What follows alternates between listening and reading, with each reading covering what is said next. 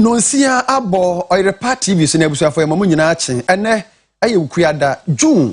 aye homo bosome da edikan obiti nonsia kasebo a ede ba no ye hwe de ma akotere ne bi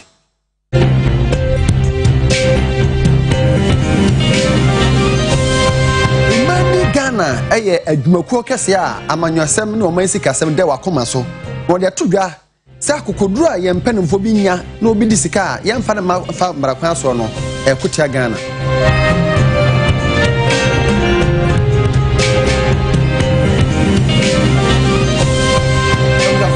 Tujwa se Ghana yeda yena na yahye so no bambofo no ayere ho pampe se obabo ho ban ede amaye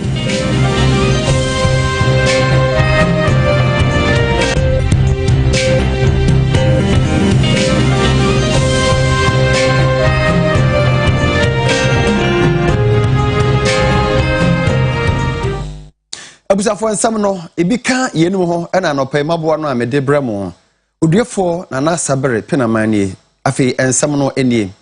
Imani Ghana ayoman adwumakuo baako a wo mo aniku oman sikasem ene oman chichire ho na mo de atodwa se owe Ghana se de yamanyofo no enya kokoduro na obi de oman sika yenso ne panchi emfa ne fa maakwa so no eno na akutie ya da bia no amafo edisikasa no Ora Dennis Asare ya oye adwuma ho ye research assistant ene den se mo nyina todwa Adeɛ baako a edi oman yi nya ɛyɛ nipa ahodoɔ a wodi bere ahodoɔ mu ɛne wɔn a wɔyɛ adwuma ɛwɔ abanyuma mu a kɛosenka wɔde onim deɛ ɛboa ma oman yi ɛntekyerɛ etimi kɔnkan na nso ɔpɛsɛ menkum nyanti wɔsu bi a ɔda na di no ɛde ɛka na ɛbrɛ oman yi saa ade aka ho bi ama Imani Ghana mpanifo ayɛ nhwɛmu bi nanumu ɛna ɔde aba betudwa sɛ obepie mu wɔ oman mu a ɛkame ayɛ sɛ mpanifo ahodoɔ a odi oman anim no ɛyɛ wɔn a wɔte so ne ɛne wɔn a wabakoro nyinaa ɛnya ade wo pepa se obi wo abadwuma mu no oye ketanhye ene proye anase ogi dwumadie bi se wodi amoman na wo ene ne yie anase ka bi fa ne nsase a sa nipa nyina eni akokodo se obetimi ede oni akro no akogina emra nim na emra ene no edi won semtwafo dwumadie ase ena Ora Dennis Asare a oye research assistant ewo Imani Ghana kasa ena wotwem se areho pa so obepim wo man mu a nipa hodo a won dwumadie ankoyi wo man mu senka ede ombekwa akogina emra nanim na And one other challenge also we identified is that the internal auditors in the NDAs, the management appear to be very diffused. So some are managed by SIGA, some are managed by the local government service, and others also by the internal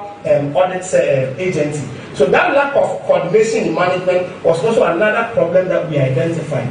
Then the issue of low revenue mobilization. Because some of the agencies too had relatively low amount of money for their spending, they tend to rely on some statutory funds that they collect on behalf of government to finance their activities. So when they collect these taxes, instead of paying them to government account, they were using some of those monies to also finance their activities. And that was because they were able to raise much money or their allocations do not come on time. One major area too was weak enforcement of sanctions. So what you see is profligate spending, lack of controls in the use of public funds, but it appears that nobody is being sanctioned. And one major reason was that we've not seen the OSP and the Attorney General express a lot of interest in public financial management issues. So year in and year out, the Auditor General identifies people who have abused public financial management act laws, that sanctions must apply. But because the AG is the one who can engage in prosecution of such activities, and the AG is tied with the Ministry of Justice, so that accountability we expect to see from the AG,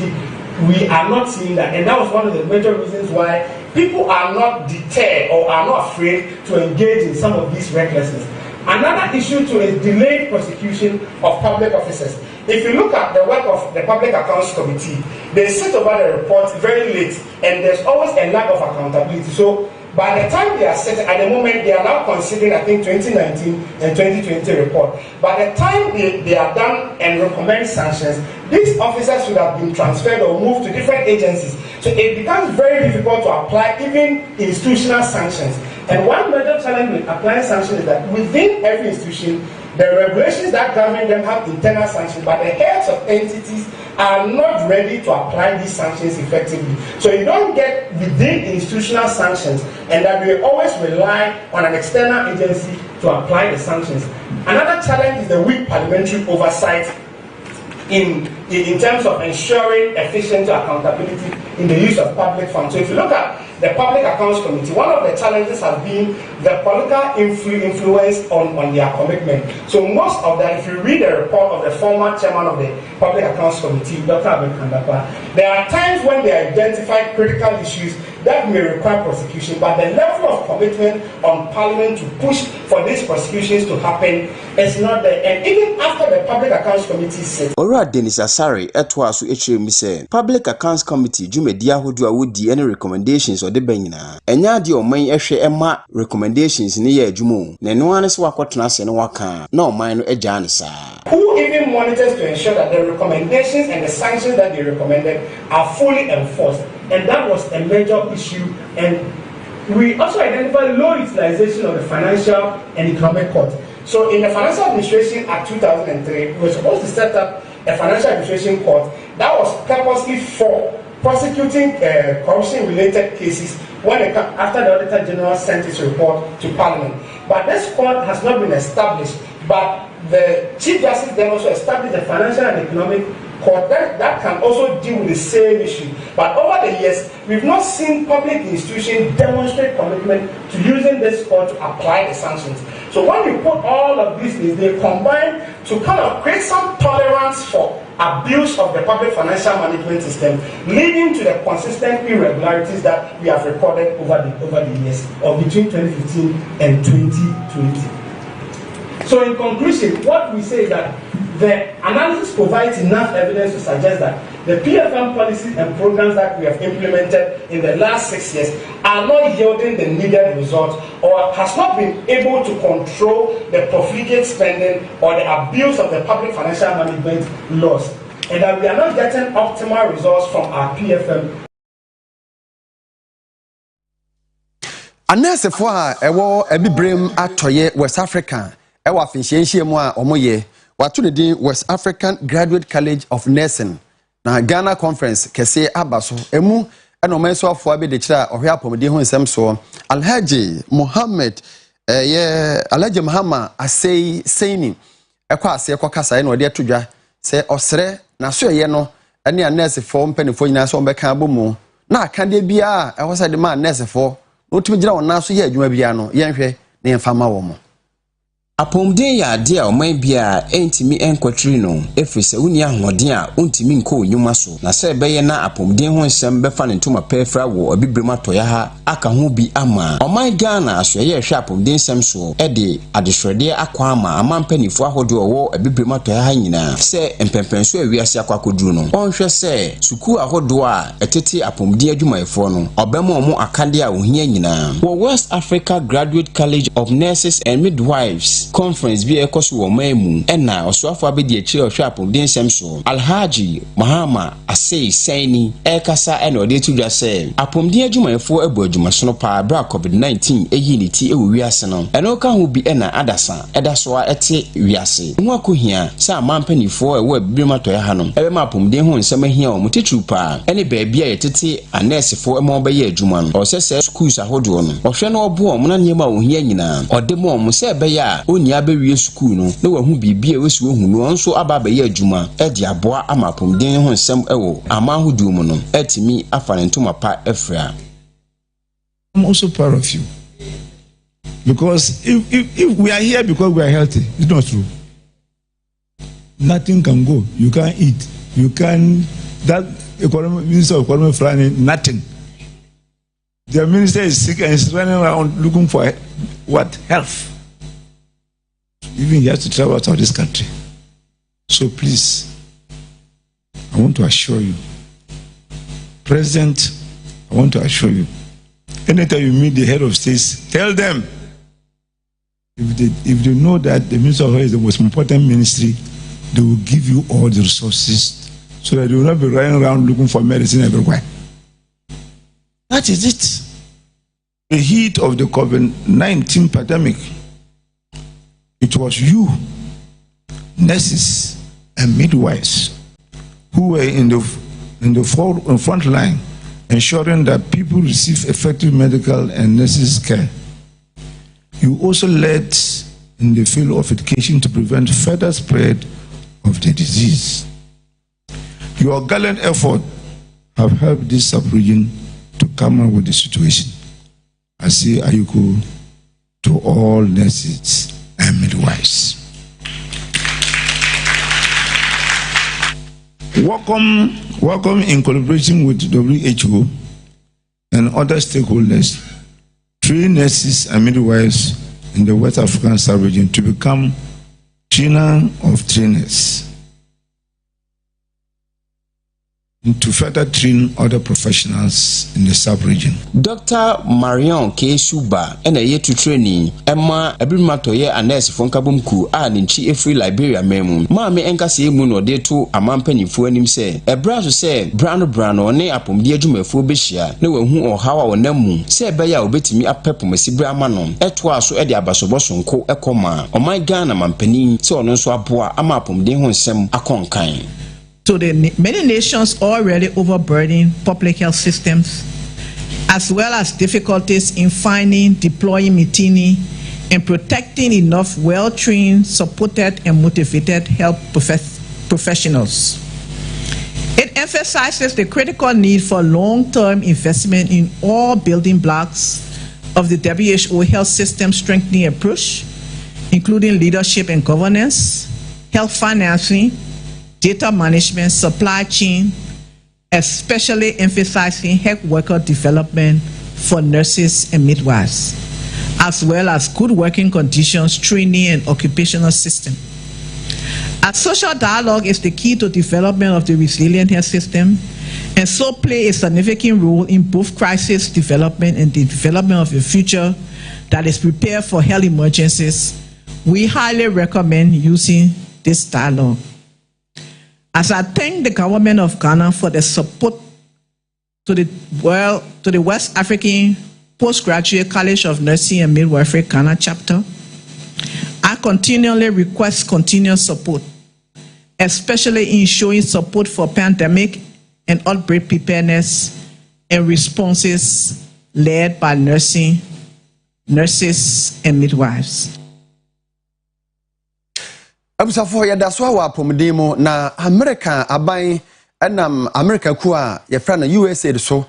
aba Ghana hanom ye Kumase Santase Epre ene nwamase ama Hope Exchange Medical Center ewo ho a ye Roman Catholic omo hospital kese no omo de emfidi a ho ka boro American dollar no opepepem ba ko ne akire ya sa emfidi no ye de hwemu ewo nipadua no mu ehunu yare ahodo titiro ene cancer the friend say pathology no na odi hudwuma ewo Hope Exchange Medical Center ho mano enam womuku a ye friend USA so emwa da bia ode boaboa amansan no ode bi abeboa Hope Exchange Medical Center ewo Kumase ha ode niema eye pathology enema ye de hwehwemu ewo nipadua no mu ehunu yare ahodo te se cancer ne hu krone ba na beche womu a eho ka no eboro American dollar no opepe baako okiremu a na asante mantem nyina mu no aban asopiti ahodo ewa ha no we konfa no te a Hope Exchange Medical Center yi ena anya bi owura Dominic Osei Kofi a oye general manager ema Hope Exchange Medical Center no echiremu sei echiren sentwerefo the influencia hospital aye agreement America man na USA so ama yefia ekwani kupa ananso ama yitihwe nipa ba for party the America man so petit medical center sabia ka kele yo man ewo asibia ni share nipa na ena ansari ko faida ku petit medical center any USA nchi oma amaye laboratory ba kwa professor Eden pathology la eno ansari bia oba asantememu a yele konfa no chimpoa eno bi ohwe aban ala ansari bia ho wa asantememu a Ofanoche and the big out in a hopeless na owiye no ena owura MLS Michael Kusi Ade ya ono ena pathology lab no obeda no ede yefa emfidi ahodo a yewo no mu na wo kire mo kire se uyi konfanoche a wo mom ena sese no o makwa akwanya emfidi a eso pa na do so pa na ebeboa wo mo ama omanfo ayaresa etima akwa no na besa aboa Kumasi ne Asantema ne Ghana de hye se onnanten kwa chirichiri enkope emwa ebra opese oye hwehwemu ewo nipadua ni mu. Efidie we particularly a friend of automated stainer na eboa ema nipadua mu akwa no se nhwehwemu wo se ede efidie stain efa so se ne be ya doctor ni hia dugu betimi ehu cells na emu no itiwe eboa efidie na eboa mayi ihu nipadua se kokram abema boni beka se cancer ma yetimi identify cancer cells a we nipadua and I say boni beka se malignant tumors a we nipadua na aboa ama ihu yetimi so ano and I say doctor from for your operation it me ayi afi nipadua ama oni kra ye share nipadua oni etenya ahoto na enam say woto onsafre ahemfo ene ahema ewo apiri ene nwama senti no nana ade anin agye a woye nwama se hene enso kasai wada USAID foase anamo papa wotuo ede aboa Hope Exchange Medical Center na wode toa so biem de to manim se ekwantempo a efri opokuare eko Hope Exchange Medical Center no obesra aban se America man no eyiwa fam de ede aboa aban so manani nku saa kwan ne ho na onye emfama wo mo America kwa maso ya senso ene ye de aseda ewo muwa ene mo bra mo de ewu pamo enkankan de mu ye eboa ye potem ha efo na de kancha aban se aban sabre gwa mu ni se ensa de wo ha eso eboa aban crack na so ya kwan sisi mo ya kwan amna ko du bia anke wo se mo to aso na mu wie na faso a be ba so kese eche enti yesu e dia no tu bi se yesu aba be dia ko duro o mu ye e ma ni wie e bi se ko si bro ni kromu e boa e se ya na ba so so mo ni tie na o de o fa mu dia o tu we ya ni wa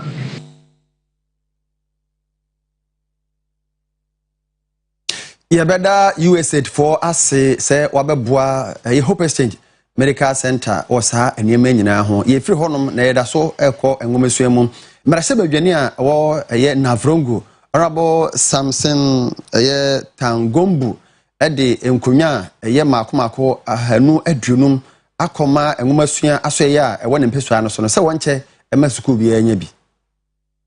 aha baako a oman humasua ne du baabia na adesuafo ennamu eye se obenya enkonya atena so yei aka ho bi ama emrahye bedwani e ma adehye wo na brongo ewo apa age mantamu atu anamo ede enkonya be se 250 akwa education directorate ewo ne mpasua ne so na nomu na Royal Samson Tangombu kasa ne wochim se na niso ade hunu pa ene se humasua ewo na bato mposo so no ebetimi atumpon eno nti na wafa to no ho se oha do a enwomasua ennamu ewo na vrongo ene ne mpotem nyina obetimi aboa ne nam so ama adesuafo nso eho ahenha omo emrahye bedwani ede ne nsem eba wie na ochim se enye we nko na obayo na breko animu no obehwe se akade ahodo a sukuu se wo na bato mboso so hia no obetimi aboa bi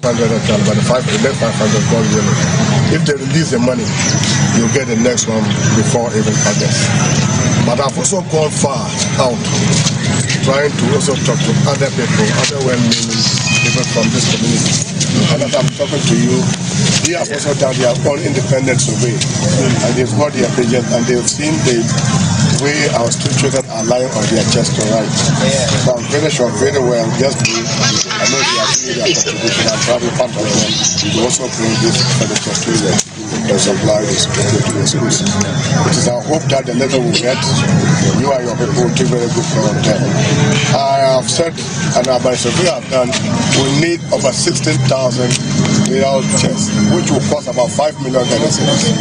It's not going to be easy for us to be able to supply every school. And it is our target that before the next 3 or 4 years to come, we should be able to break even. And that is why I've decided that we go with the metal one, with the hope that this one can take about 5 to 6 years. The other one we have realized is that within 2-3 days it's gone. And you can even see that when it becomes physical, can get wood again at the place. So they should try and take care of the frame so that we see how best we can resolve this issue. The Vrongo Central here today, farming has become a problem for us. And as for the brains, we have gotten it. God has given the brain to us. Even the old lady at home, you go and say good morning, the lady will speak English. So education is key. Yes. Education is very key to us. Mame Alice Ellen Aberi Inga, Municipal Director of Education. Oje Nkunyano and all Damrashe Bidweni Nasi. No Namso Edia Shode to Nipa Hodu enim say. Wonyina emeboa omo se beya ehumesua wo na vrongu ene enkuretwa nwehia no ebetimi akonkan. Say that we are most grateful to the MP for coming to our aid to supply us with furniture. In fact, furniture has been a big problem, a big challenge in the municipality, especially in our schools. And you get to a school and you find children lying on their bellies to write, and it becomes a problem. And so when he came and said, oh, I am ready to support you with furniture, we highly extreme with joy, praying that this day will come. Thanks be to God, the day is here. Even though not all, half of it, we are still grateful, honorable, and we are praying that you will continue to come to our aid, especially for the KGs. They deal with hexagonal tables and chairs. So these ones, we can't use them at the KG level. So when you have an opportunity to lobby for us somewhere, we will also appeal to you that you get safe furniture for us. I know Assembly has been doing their bit to help, but I'm conveying all this appeal to all of us here that please, each and every one of us here has somebody you know who knows another person and who knows another. Please, let's knock at the doors of all of those people, and I'm sure we'll be able to curb this challenge that is. Abusafo na enra 31st May na sa 31st May no ewiase nyina yesi ho ya ye de bodawuro efa tawa tobacco ho ya watu ne din World No Tobacco Day. Enra da oyekoba na na kwa frie etise montenso na omanfo bonkom bisa wo mo tawa anase tobacco no ohawa ede bregana for World No Tobacco Day. It's a no man for the bon common ebisa say tobacco be no ma e won sunsun so bonne e won so ana na ehwe Ghana mem ha cry betimi agai tobacco nom ama ya boy ama yetimi anyini ache ayokoba na akwa free enemy din ye no man for e mon komo tobacco dey me show ko is a youth number no bebe na pedrax ntini me show si bijai until say obi wu camp na still na so far there so we show na omuche say ma cancer na nyoma but omomunum so muhu omoto aso ntimi nim say bia no effect na ampa na say nyampa na tobacco ne esre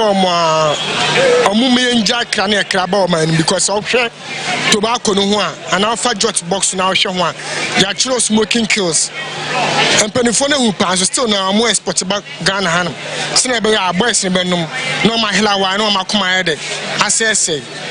mo anka se munim si atwere ho say it kills your lungs so said so still na mo export ba hanum na ni ade ntina mo mbla tobacco no na boys no mo nshi wo mo wi no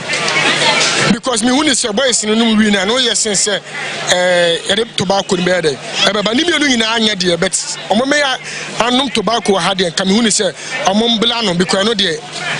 ekele o lungs no na say boys no be ja omo mo ma hia omo nja omo mo hia tobacco nsensem yi de ba enye ne na yempanimfo no bebre anonom a ebinom se aboa wo mo nanso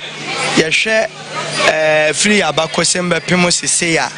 ase mabuno no ase ye mpanimfo ni bebre fi se bra o mo bewuo na be kwa akorehwe o mo be papa o mo no ye hunu se ese o mahrawa ne sa na ema no ese wa kuma no yem ne manyina de be kwa ka brofo no nya ye ne bi ma bibrem ha ene abrofo no kwa no mo made ne hu se o mo kwa na enum o ya ha de mo ye so waso de bebre nipa wa kuma no wa harawa no hotutu ntokuro enti sa ni ma no kom so ne sisi ntokuro nyina enti ma wunya hodin ne se onuma emwa wo nipadua e ba bo ntokuro e wo wa kuma mu se o di 50 years a obenya 30 years no wu nyame so ama wo sa o se entrance na enyini nche na ehwe pom din yi se wo no sa no ma no ensan cigarette we no sa no ma na ene cocaine sa no ma na emwa wo nipadua wo wu ntem timi tusu se nko bia betimi a ontwene wo firi ho don't me transfer some bi no so nyame yi e won sunsun so bebre na menyi ni se nipa dasani betimi agyae nye nipa nyina ba wo mo manu na ko mu no de ni gyae na eden tobacco enye emma ye nipadua nipa se onom tobacco a emma waharawa emma waharawa sei ni eto sumielu ese akoma no enti no afa se aharawa se na beka akoma no se pe na fe na aka nipadua no na se nipadua no ebe basa ebe ku abra wankasa wani ena ho so ekoba se ayese bonsam ya ne ma bonsam ekwan ma bonsam ebe wura nipadua mu se nipadua abusafo ye nyina yenka dabi enkyere ta let's say no to tobacco abusafo kasebo no ya enne wukuo June bosome da edekan no ye bobo ano free Oyerepa TV so se OBT no si akasebo no ye de mbesie ni aka ye de toa so oduefo nana asabre pina manie Christ asumdwen ka mo nyina